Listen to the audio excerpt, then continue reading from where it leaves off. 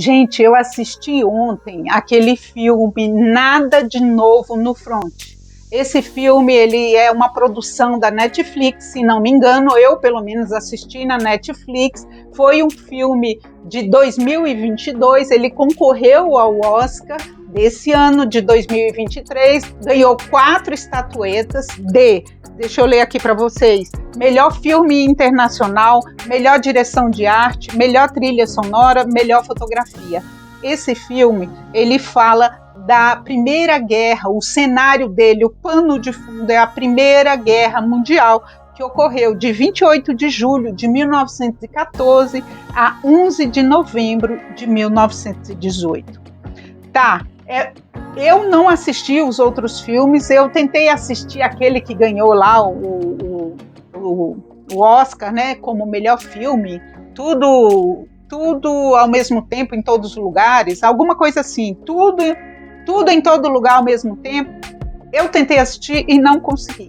E aí esse aqui eu gostei muito. É claro que eu acho que esse devia ter ganho o Oscar, mas não ganhou. Ganhou esses 4 que eu te falei. Oscar de melhor filme, no caso. Então, gente,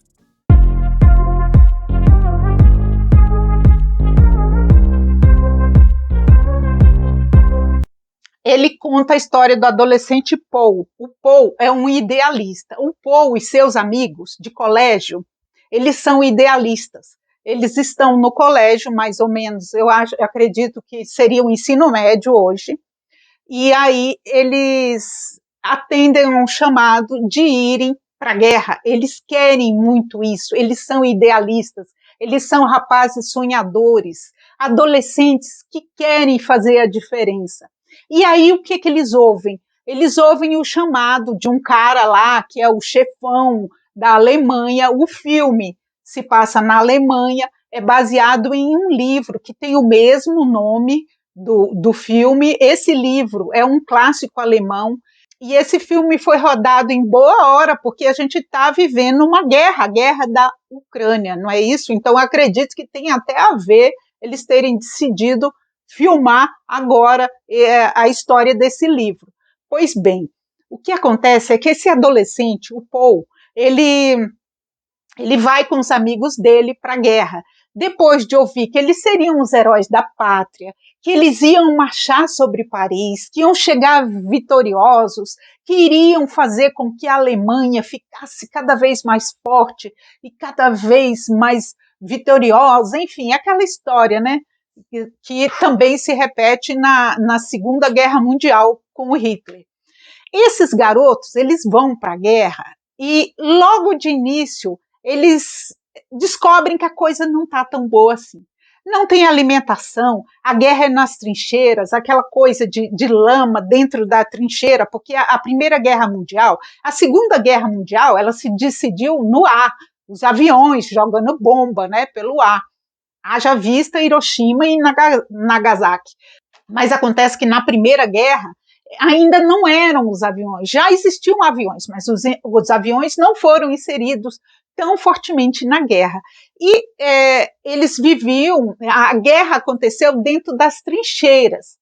Os soldados ficavam ali presos dentro daqueles buracos, sujos, fedorentos, cheios de rato, sem alimentação, molhados, chuva e lama, tudo misturado, feridas, sangue, morriam ali dentro. E ali um pegava a roupa do outro. O filme mostra toda essa verdade nua e crua. E o que o filme quer dizer com isso?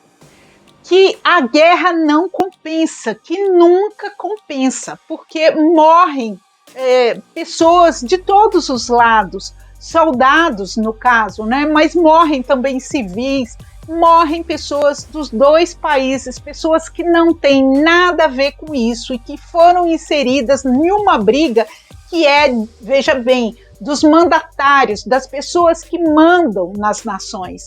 Então, um jovem como esse, cheio de vida, cheio de juventude, cheio de esperança de fazer algo pelo amanhã, acaba indo para uma guerra tão desgastante, tão inútil como essa.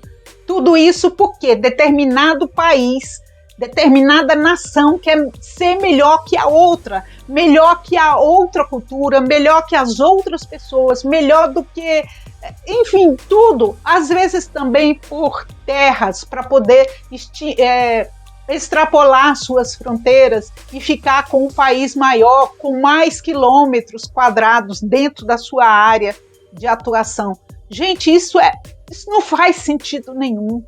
Ainda mais se a gente for ver que o prejuízo é enorme. Se não bastassem as vidas, o prejuízo também financeiro para os dois lados que estão brigando é muito grande. As cidades ficam destruídas. O filme fala tudo isso, dessa inutilidade da guerra e do fato das pessoas despreparadas para a vida, no caso, esses rapazes aceitarem ir para a guerra. Aceitarem não, eles se ofereceram, eles e outros, e muitos se ofereceram para ir para a guerra, para a Primeira Guerra, no caso.